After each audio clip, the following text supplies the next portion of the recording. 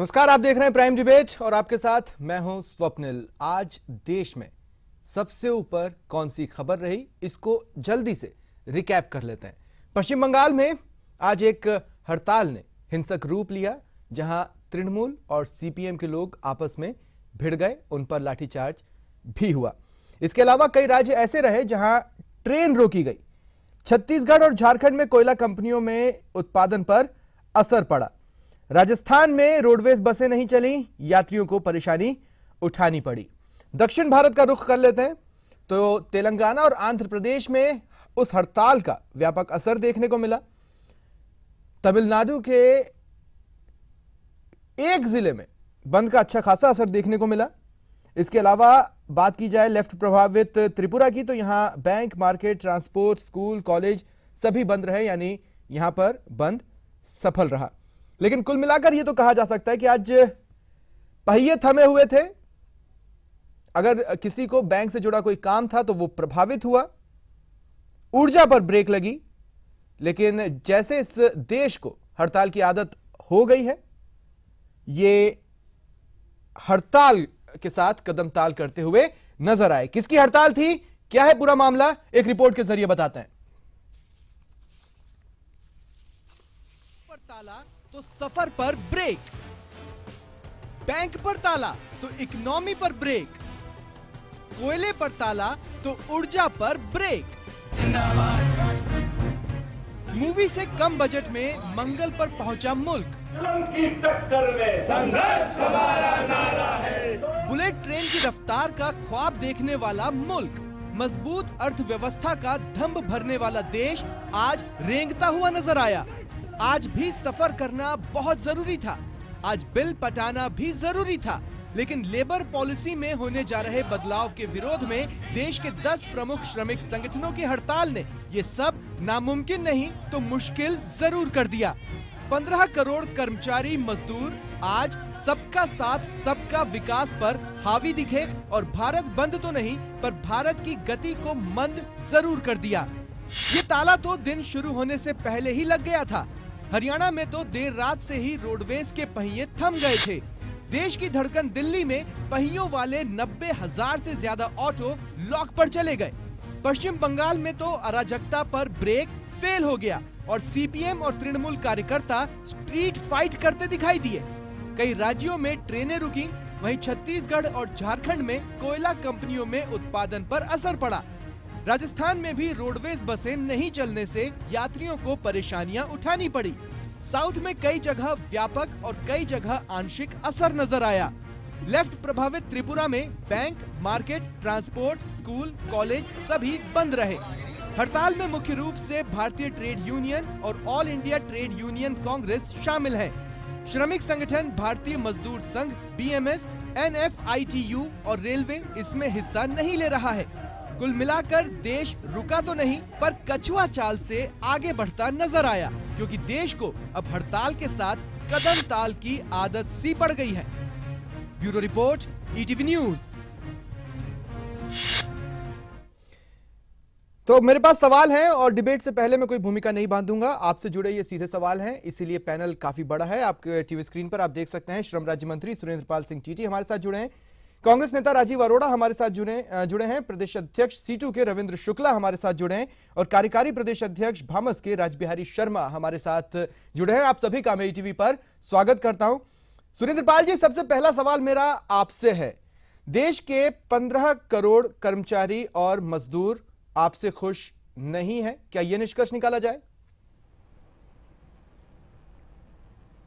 नहीं, देखिए, पहली बात तो मैं ये कहना चाहूंगा कि हड़ताल जो है ये ना तो राष्ट्रहित में होती है, न देश हित में होती है और ना ये कर्मचारी के हित में होती है।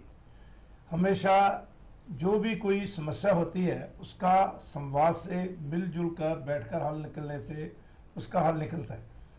और नहीं, लेकिन बातचीत की सुरेंद्र पाल जी कोशिश हुई, केंद्र के साथ बातचीत की कोशिश हुई, सफल नहीं रही, तो फिर यही मैं कह रहा हूं जो वर्तमान परिस्थितियां जो चल रही हैं उसमें देश के अंदर पूंजी निवेश कैसे आए, प्रदेश के अंदर ज्यादा पूंजी निवेश कैसे आए, इस पूंजी निवेश को लाने के लिए मजदूर के हित को सुरक्षित रखते हुए अगर कोई काम में इजी किया जाता है तो मैं समझता हूं कि ये कोई कारण नहीं है।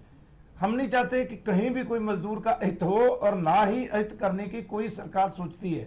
मजदूर तो का जाहिर तौर भला पर हो, किसी न किसी मजदूर को कोई चीज से ये नुकसान हड़ताल ना हो, मोटिवेटेड रही है। लेकिन एक माहौल ऐसा राजीव बने जी, जिससे राजीव जी, मैं आपके पास आ रहा काम हूं करने और के इस सवाल के अंदर साथ आ रहा हूं कि सुगम हो। आपके समय में भी, यानी यूपीए 2 के समय में भी इन्हीं यूनियंस ने हड़ताल की थी, इनकी समस्या का सॉल्यूशन नहीं हुआ, इसलिए पॉलिटिकल बयान न दें। मेरा आपसे सीधा सवाल होगा कि ये पुराने आंदोलनों का ही कंटिन्यूएशन है या पॉलिटिकली मोटिवेटेड है? ये बिल्कुल पॉलिटिकली मोटिवेटेड नहीं है। पिछले 10 वर्षों की सबसे बड़ी हड़ताल, पिछले 10 वर्षों के अंदर किसी ने 15 करोड़ लोगों को देखा नहीं कि हड़ताल पे गए हों, रोडवेज का चक्का जाम हो जाए, कोयला खदानें बंद हो जाए। नहीं देखा है सर, इन्हीं यूनियंस की हड़ताल को देखा है देश ने 2012 में भी, 2013 में भी। देखिए, मैंने वो हड़तालें छोटी छोटी मांगों के लेके हुई हैं। 3 अंग पूरे इस हमारी नागरिकों के, जिसमें किसान है, मजदूर है और सैनिक है, तीनों के तीनों असंतुष्ट। लैंड रिफॉर्म के ऊपर लेके किसान के ऊपर था, सरकार को वापस आना पड़ा। आज की तारीख में सैनिक 1 रैंक 1 पेंशन को लेकर दिल्ली में 80 दिनों से हड़ताल के ऊपर बैठा हुआ है और सरकार निर्णय नहीं कर पा रही है। और मजदूरों की समस्या को लेकर अरुण जेटली जी से वार्ता पूरी तरह विफल हो चुकी। उसके बाद ये कदम उठाना पड़ा। कोई भी जना हड़ताल के पक्ष में नहीं है। नहीं तो क्या मांगे बदल गई इनकी? और ना हमारे दूसरे साथी। नहीं तो क्या इनकी मांगे बदल गई? आप ये कह रहे हैं संवेदनहीनता हो जाए, नहीं संवादहीनता हो जाए, नहीं राजीव जी, मैंने पहले भी कहा था कि आपके समय में भी लगभग यही मांगे थी और इस पर मुहर लगा देंगे। C2 के प्रदेश अध्यक्ष रविंद्र शुक्ला जो हमारे साथ जुड़े हैं। रविंद्र जी, 2012 2013 लगभग वही मांगे हैं इस बार भी? हाँ, बिल्कुल वही मांगे हैं। और ये आज 2 सितंबर की जो हड़ताल है, ये मजदूरों द्वारा की गई 16वीं हड़ताल है जो ऐतिहासिक रूप से सफल रही है। और ये हड़ताल 9 उदारवादी आर्थिक नीतियों के जो विनाशकारी परिणाम हमारे समाज के सभी मेहनतकश हिस्सों पे पड़ रहे हैं, ये उनके खिलाफ है। ये तो आज बीजेपी की सरकार है, ना उदारवादी, इसलिए पाला बदल के रविंद्र जी, राजीव जी जो कांग्रेस का प्रतिनिधित्व कर रहे हैं, नहीं रविंद्र जी, वो हड़ताल रविंद्र जी, नव उदारवादी आपने कहा, नव उदारवादी। कांग्रेस की सरकार होती है और टीटी साहब आते हैं, नहीं टीटी साहब भी यही बात कहते हैं। नहीं रविंद्र जी, एक बात मुझे बताइए, सिंसियरली मुझे एक बात बताइए। रविंद्र जी मुझे सुन ले, रविंद्र जी मुझे सुन ले, आपको मैं बोलने दूंगा लेकिन मेरे सवाल पर बोलिए। दोनों पार्टियों जी, की आर्थिक नीतियां, रविंद्र जी 2 मिनट सुनिए, मैं आपसे सवाल पूछ रहा हूं। आपने कहा नव उदारवादी सोच, मैं आपसे पूछना चाहता हूं, मुझे सिंसियरली बताइए, आज किसे पब्लिक सेक्टर की जरूरत है? कौन सी ऐसी प्रोडक्टिविटी है पब्लिक सेक्टर की जिससे लोगों को फायदा मिल रहा हो? उस पर भी आपकी तरफ से हड़ताल आज देश को सहनी पड़ी। आज कोई सा पब्लिक सेक्टर आप देख लीजिए, आप कोयला देख लीजिए, सेल देख लीजिए, BSNL देख लीजिए, कोई भी पब्लिक सेक्टर, वही इस देश की सबसे बड़ी आर्थिक नीति की रीढ़ की इकाई की हड्डी है। लेकिन वो किसी की भी फर्स्ट चॉइस नहीं है। सार्वजनिक क्षेत्र को पूरी तरह से, लेकिन वो किसी की भी फर्स्ट चॉइस नहीं है। और राजबिहारी जी, मैं आपके पास आ रहा हूं। राजबिहारी जी, मैं आपके पास आ रहा हूं और मेरा सवाल आपसे यह है, पलटना चाहती है, आपका संगठन इस हड़ताल में शामिल क्यों नहीं हुआ? जब इन्हीं मांगों पर 2012 में आप सबसे आगे बढ़े, 2013 में आप सबसे आगे बढ़े, 2015 में आप नहीं बढ़े। देखिए, हड़ताल कोई राजी खुशी नहीं करता। समस्या होती है तो आंदोलन शुरू होता है। 26 मई को जब 2 सितंबर की हड़ताल का आह्वान हुआ, उसके बाद सरकार से अपेक्षा थी कि समय पर वो वार्ता शुरू करती, लेकिन 26 अगस्त को सरकार ने वार्ता के लिए बुलाया। 26 और 27 अगस्त को वार्ता के लंबे दौर चले और जो 12 मांग बिंदु थे, उनमें से 6 मांग बिंदुओं पर सकारात्मक सहमति बनी। इसको लेकर 28 अगस्त को सभी सेंट्रल ट्रेड यूनियन भारतीय मजदूर संघ के कार्यालय में बैठकर बातचीत नहीं, लेकिन आपका ये सॉफ्ट कॉर्नर ये कहा गया कि भाई सरकार के प्रति नहीं था। बात तो पूरी सुनिए। नहीं, लेकिन राजबिहारी जी, सवाल तो यही है ना कि आपका सॉफ्ट कॉर्नर 2012-2013 में केंद्र सरकार के प्रति नहीं था। आज आप कह रहे हैं कि सरकार चल रही है। सुनेंगे नहीं तो फिर मेरा जवाब नहीं आएगा। तो आप सीधे क्वेश्चन पर बोलिए। सुनिए कि जब मांगों पर सहमति बनी तो हमें हड़ताल के बाद भी वार्ता की टेबल पर आना था। तो ऐसी स्थिति में जब कोई सकारात्मक पहल हो गई है और हम लोग वार्ता की टेबल पर हैं, अब मान लीजिए जो ट्रेड यूनियन 2 सितंबर को हड़ताल पर गई, मेरा प्रश्न है कि अब 3 सितंबर को कहां जाएंगे? वहीं वार्ता की टेबल पे आना है। इसलिए बीएमएस का स्टैंड था कि हमें इस हड़ताल को डेफर करना चाहिए। हमने डेफर किया है। हड़ताल का विकल्प जो है वो खुला रखा है। यदि सरकार समय पर और उचित निर्णय नहीं करेगी तो भारतीय मजदूर संघ हड़ताल का आह्वान कर सकता है। सुरेंद्र पाल जी, मैं 2 चीजें जो आपसे जानना चाहता हूं। एक तो ये, सुरेंद्र पाल जी, मैं आपके पास आ रहा हूं और इस सवाल के साथ आ रहा हूं सुरेंद्र पाल जी कि आप मुझे बताएं कि भामस का सॉफ्ट कॉर्नर केंद्र सरकार जो बीजेपी लीडेड गवर्नमेंट है उसके प्रति सॉफ्ट कॉर्नर क्यों रहा इस बार, जबकि पूर्व में नहीं रहा? और अगर सॉफ्ट कॉर्नर रहा है तो ये पॉलिटिकली मोटिवेटेड हड़ताल क्यों नहीं है? नहीं, देखिए आप जहां तक बीएमएस का सवाल है, दिल्ली के अंदर सभी पार्टियों को 2 दिन की जो हमारी कांग्रेस हुई थी वहां अधिवेशन, जिसमें मैं स्वयं था, लेबर मिनिस्टर थे, माननीय प्रधानमंत्री जी वहां आए, 2 दिन खुला सेशन हुआ। क्या सरकार करना चाहती है, उसमें आपका क्या रुख है, क्या आप सुधार चाहते हो? अलग अलग जो है टीमें बनाई गई, उनके साथ बैठकर ग्रुपों के अंदर चर्चा हुई। उसमें जो ट्रेड यूनियन ने ऑब्जेक्शन किया उनको सरकार ने सैद्धांतिक रूप से मानते हुए एक मसौदा तैयार करने के लिए काम आगे चल रहा है। अभी सुधारों के लिए कोशिश हो रही है और बार बार जो है संगठनों को बुलाकर प्रधानमंत्री स्वयं बात करने के लिए तैयार बैठे हैं। वहां हमारा जो केंद्र के मंत्री हैं उन्होंने स्वयं जो है कितने संगठनों के साथ बात की है, कितनी बार बात की है। आपके कहने का मतलब यह है कि 11 में से कम 1 संगठन को तो आप समझाने में सफल रहे कि सरकार पॉजिटिवली आगे बढ़ रही है। राजीव जी, आप ये नहीं कर पाए। और क्या करना है? राजीव जी, आप ये नहीं कर पाए। आप 11 संगठनों को नहीं समझा पाए, लेकिन इन्होंने कम से कम 1 को समझा दिया।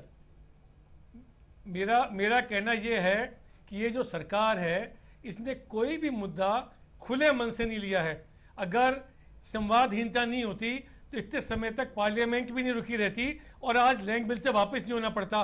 और इतने दिनों से 80 दिनों से वो मुद्दे छोड़ दीजिए, पुराने जनरल वो मुद्दे छोड़ दीजिए राजीव जी, वो मुद्दे छोड़ दीजिए, उनसे कोई बात हड़ताल पर बात कीजिए। उसी तरीके से इन्हीं इश्यूज का आपने भी सामना किया है। खुले मन से बात होती है। केवल उसके अंदर जो कानूनी दिखते हैं या कोई व्यवस्था अगर खुले मन से बात करी जाती प्रधानमंत्री से बड़ा देश में कोई नहीं है। और प्रधानमंत्री जी ओपन में आज मजदूर को सरकारी कर्मचारी को जाना नहीं पड़ता हड़ताल पर। पूरे देश का चक्का जाम हुआ है। हजारों करोड़ का नुकसान इसलिए हुआ क्योंकि वित्त मंत्री अपनी बातों पर अड़े रहे, उन्होंने जनता की बात नहीं सुनी। शायद आप ये भूल रहे हैं आपके समय में, यानी 2013 में राजीव जी जब हड़ताल हुई थी तो एसोचैम ने ये बताया था कि 3 बिलियन रुपयों का नुकसान हुआ था भारतीय इकोनॉमी को आपके समय में।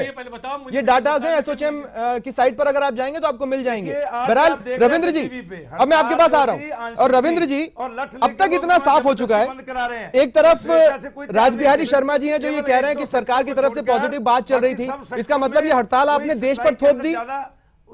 रविंद्र जी, सवाल आपसे।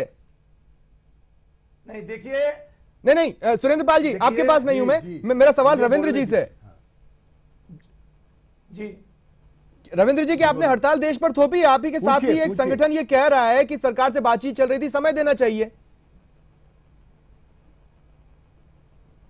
देखिए, जहां तक भारतीय मजदूर संघ के अभी कथन का प्रश्न है, सीआईटीयू संगठन और पूरा समूचा जो बाकी के 10 श्रमिक संगठन हैं वो इस रूप में लेते हैं कि अभी भी भारतीय मजदूर संघ देश में जो सारे श्रमिक संगठन एक हुए हैं उनका एक हिस्सा है। अभी भी ये केवल एक कदम है, उसको लेके उनकी जो राय है, हम ये मानते हैं पूरे देश के बाकी 10 मजदूर संगठन के भारतीय मजदूर संघ की राय इस बारे में उचित नहीं है। कोई भी ठोस आश्वासन इस सरकार ने नहीं दिया है। और दूसरी बात मैं ये कहना चाहता हूं कि यूपीए 2 के प्रधानमंत्री मनमोहन सिंह वो on record Indian labour conference में ये कह चुके हैं कि मजदूर संगठनों ने जो भी 10 प्रमुख ज्वलंत मुद्दे उठाए वो वास्तव में मजदूर वर्ग नहीं, पूरे इस देश में मेहनतकश समाज की मांगे हैं और वो उचित है, उनका निराकरण किया जाना चाहिए। ना उस सरकार ने, ना नरेंद्र मोदी की सरकार ने। नरेंद्र मोदी जी की सरकार से हमारा घोर विरोध इसलिए है कि ऐसा नहीं है कि पिछली सरकारों ने श्रम कानूनों में पूंजीपतियों के पक्ष में, कॉरपोरेट घरानों के पक्ष में कानून बदलने की कोशिश नहीं की। 1984 में इंदिरा गांधी जी ने, नहीं, हम हिस्ट्री में नहीं जा रहे, अमेंडमेंट लाए थे। हम हिस्ट्री में नहीं जा रहे हैं। हिस्ट्री पे मैं भी बहुत कुछ कह सकता हूं 1902 से लेके अब तक, जब देश लेकिन जो आपने कहा है उस पर जवाब मांग लेते राज बिहारी जी से। राज बिहारी जी, सरकार हमारी आप साथ में नहीं आए यूनियंस के, ये आपका कदम अनुचित था। 10 संगठन इस बात को समझ रहे हैं, आप अकेले नहीं समझ रहे हैं, तो सवाल फिर वहीं आ जाता है कि आपका केंद्र के प्रति सॉफ्ट कॉर्नर क्यों है? देखिए, मेरा प्रश्न ये है, 2 सितंबर की हड़ताल के बाद कहां जाएंगे? वार्ता की टेबल पे ही आना है ना? तो क्या अन्य संगठनों को यह नहीं सोचना चाहिए था कि हम वार्ता की टेबल पर बैठे हैं? सरकार जो वार्ता की टेबल पे नहीं आ रही थी, सरकार वार्ता की टेबल पे आ गई, हमने मैदान क्यों छोड़ा? हड़ताल कोई अच्छी बात नहीं है। राजीव जी, फाइनल कमेंट के तौर पे मैं आपके पास आ रहा हूं। राजीव जी, मेरे पास समय बहुत कम है और आप सबसे मैं एक एक सवाल पूछूंगा आपके फाइनल कमेंट पे तौर पर, कोशिश करें कि 10 सेकंड में जवाब दें। राजीव जी, मेरा सवाल आपसे बेहद सिंपल है, क्या आपको भी ये लगता है कि बीएमएस का सॉफ्ट कॉर्नर केंद्र के प्रति किसी और कारणों से? मुझे ऐसा लगता है। बीएमएस सारे मजदूर संघों को पहले साथ में शामिल होने के बाद बीच में छोड़ के चली गई। उन्होंने इनके साथ में जो न्याय करना चाहिए था वो नहीं करा और मजदूरों के हित के देखते हुए भी सरकार के साथ जाके जुड़ गई। सुरेंद्र पाल जी, कदम उठाया है जी। कब तक हो जाएगा? आज ईटीवी आज पर आप आश्वासन दें, इन मजदूरों की मांगों पर कब तक निर्णय हो पाएगा, इन कर्मचारियों की मांगों पर? राजस्थान पहला, ये राजनीतिक दबाव में लिया नहीं, गया ठीक है, राजस्थान पहला ठीक है, प्रदेश आश्वासन ले लेते ना, रविंद्र जी सुन ले। सुधारों को लागू किया है सुरेंद्र पाल जी, कब तक? हमारे पास एक बार पीटी साहब कब तक? नहीं, सुरेंद्र पाल जी, फाइनल कमेंट में बताएं कब तक? श्रम मंत्री बनने के कब तक इनकी मांगों पर कुछ कदम उठा लिए जाएंगे? वार्ता के लिए बुलाया है क्या? ऐसा देखिए आज तक एक भी बार नहीं। रुकिए ना रविंद्र जी, फाइनल कमेंट ले रहा हूं, आपके पास आऊंगा। सुरेंद्र पाल जी, कब तक? कभी हुए नहीं। और राजस्थान में जो भूमि सुधार सरकार है जिसने किसी चारों तरफ स्वागत हुआ है और उससे एक पूंजी निवेश का वातावरण भी बढ़ा है और कहीं कोई मजदूर का हित नहीं हुआ। हमने जो भी सुधार किया है उसके नहीं, सुरेंद्र पाल जी, अगर मजदूर का हित होगा तो राज्य सरकार पुराने नियमों में चलिए, जो है मजदूर को न्याय कर, ठीक है। आज जो रिपोर्ट मैंने दिखाई थी उसमें आखिरी बार मैंने यही कहा था, आरोप प्रत्यारोप चलते रहेंगे, हड़तालें चलती रहेंगी, लेकिन देश ने हड़ताल के साथ कदम ताल करना सीख लिया है। आप सभी का बहुत बहुत धन्यवाद हमारे साथ इस डिबेट में शामिल होने के लिए। यह था आज का प्राइम डिबेट।